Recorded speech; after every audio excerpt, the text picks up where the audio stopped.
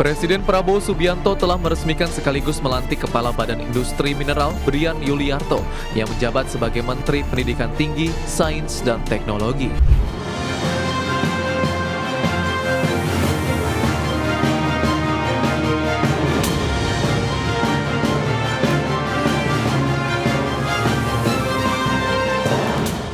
Presiden Prabowo Subianto telah meresmikan sekaligus melantik Kepala Badan Industri Mineral Brian Yuliarto yang menjabat sebagai Menteri Pendidikan Tinggi, Sains, dan Teknologi. Pengangkatan ini berdasarkan keputusan Presiden Republik Indonesia nomor 77/P tahun 2025 tentang pengangkatan Kepala Badan Industri Mineral. Badan Industri Mineral memiliki tugas menyiapkan tata kelola dan pengembangan hilirisasi sumber daya mineral strategis yang dimiliki Indonesia. Selain itu, melindungi mineral strategis nasional dari kegiatan eksploitasi secara berlebihan. Sementara itu, Indonesian Mining Association seperti dikutip media menyebutkan, pembentukan Badan Industri Mineral dapat menjadi sinyal positif dalam memperkuat tata kelola sektor hilirisasi mineral nasional. Hal ini terutama untuk pemanfaatan logam tanah jarang atau rare earth elements. Ya, berbicara mengenai sektor industri pertambangan mineral, secara umum bisa dikatakan positif ya, cukup bagus ya. Namun kita perlu melihat dari komoditas per komoditas. Kalau berbicara mengenai kontribusi PNBP, itu cukup per Juli kemarin tercatat hampir 77 triliun rupiah untuk subsektor mineral dan batubara. Kalau lihat tren harga, ada beberapa komoditas yang harganya sedang turun seperti nikel ya, yang tahun ini yang rata-rata tahun ini di bawah 16.000 ton ya, dolar per ton. Di tahun lalu itu bisa mencapai harga tertinggi di atas 20.000. Kemudian komoditas tembaga bisa dikatakan relatif bagus. Yang paling bagus tentu saja adalah komoditas emas dan juga timah cukup meningkat. Oleh karena itu beberapa perusahaan pertambangan mineral juga menunjukkan kinerja profit yang cukup bagus meskipun juga biaya operasional terus meningkat ya. Iya, tadi diberikan Pak Indra saya kira benar itu ya, dalam sisi mikro perusahaan-perusahaan tadi kalau indikatornya adalah penghasilan, PNBP dan lain sebagainya itu.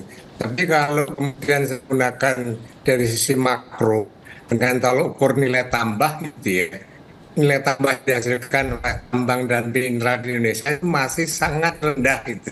Berarti memang kalau kita lihat dari sisi nilai tambah ini yang masih menjadi PR nampaknya untuk sektor pertambangan mineral di Indonesia. Nah, jadi kita sudah sejak 70-an pemerintah kita sudah mendefinisikan mineral-mineral yang strategis. Dalam perkembangannya di global itu nomenklatur mineral, critical mineral itu menjadi mengemuka dalam 5 tahun terakhir.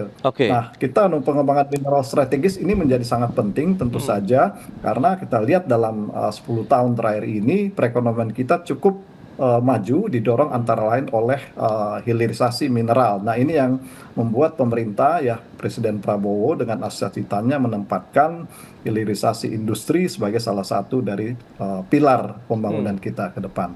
Langkah pemerintah untuk membentuk Badan Industri Mineral begitu, menurut Anda ini menjadi angin segar untuk sektor pertambangan kita atau bagaimana nih Pak Indra? Ya, tentu saja ini sinyal positif karena ini menunjukkan komitmen pemerintah yang semakin serius ya terhadap pengembangan mineral strategis ya termasuk logam tanah jarang dibentuknya BIM. Nah, ini yang atas sinyal yang positif yang industri dan investor melihat bahwa pemerintah Indonesia ini sangat berkomitmen untuk mengembangkan critical mineral di tengah era transisi energi dan juga dinamika geopolitik. Nah, ini yang tentu saja dengan terbentuknya badan ini kita berharap badan ini bisa menjadi katalisator ya untuk turut mendorong pengembangan strategik mineral termasuk mineral logam tanah jarang untuk menjadi terus berkembang salah satu modal pembangunan. Sebenarnya apa sih yang dimaksud dengan logam tanah jarang atau ada ya kita tahulah ini kan menjadi perhatian tidak hanya Indonesia bahkan dunia pun sedang fokus kepada logam tanah jarang ini Pak. Iya, jadi secara teknis gitu ya logam tanah jarang tadi itu juga mineral yang dihasilkan oleh bumi dalam waktu bertahun-tahun itu ya. Nah, Indonesia itu termasuk punya potensi secara geologi tadi menghasilkan logam tanah jarang dalam jumlah yang cukup besar. Berikutnya ada 17 logam tanah jarang dari sisi jenis dan kegunaannya bisa Anda saksikan di layar televisi Anda. Ini dia. ada scandium, kemudian ytterbium, kemudian lanthanum dan cerium.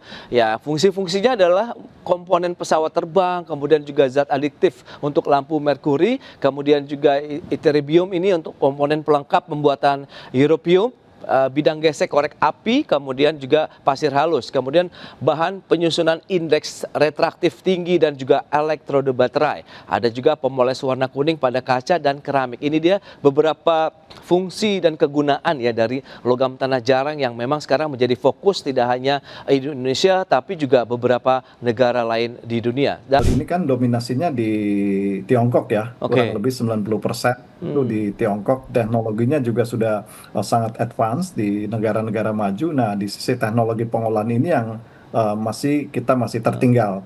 Seperti yang dikatakan juga oleh Pak Fahmi tadi, mineral logam tanah jarang ini udah terdapat dari sejak lama ya, dari apa namanya, associated product dari penambangan emas, Oke. bauksit, juga timah. Nah, sebenarnya udah lama nih kita punya logam tanah jarang, tapi jadi waste karena kita belum tahu bagaimana mengelolanya, dan waktu itu pasarnya tingkat strategisnya itu baru dalam 1 dekade terakhir ini. Oleh karena Oke. itu memang kita perlu apa namanya, belajar banyak memanfaatkan badan ini ya sebagai sebagai instrumen ya untuk mendorong juga masuknya funding yang bisa membantu kita untuk bisa melakukan pengolahan atau riset agar logam tanah jarang yang kita punya banyak ini bisa dikembangkan, karena ini memerlukan teknologi, modal, dan juga tentu dukungan regulasi termasuk lingkungan hidup, pengaturan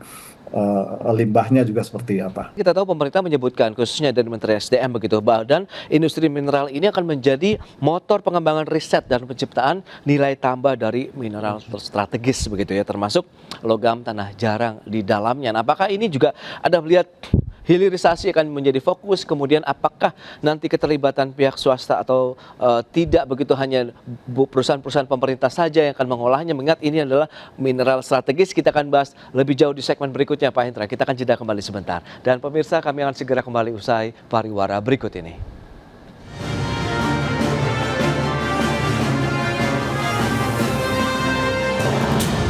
Ya, terima kasih Anda masih bergabung bersama kami dalam Market Review, dan kita lanjutkan kembali perbincangan kali ini bersama dengan Pak Hendra Sinadia, Direktur Eksekutif Indonesia Mining Association, kemudian juga Pak Fahmi Radi, pengamat ekonomi energi dari Universitas Gadjah Mada. Baik, itu dia beberapa informasi juga tadi sudah disampaikan. Tanah jarang ini menjadi fokus utama Indonesia ke depan, meskipun kita tahu tadi sudah disampaikan oleh Pak Hendra Sinadia, terbesar memang masih berada di negara China. Tapi pemanfaatannya kalau kita lihat dengan Badan Industri Mineral ini, proyeksi ke depan, kerjasama seperti apa yang diharapkan dari pelaku usaha nih? Apakah mungkin nanti ke depan akan dikuasai sepenuhnya oleh negara dalam artian pemerintah dari sisi mungkin produksi, eksplorasi, kemudian sampai pemanfaatan hilirisasinya nih Pak Hendra?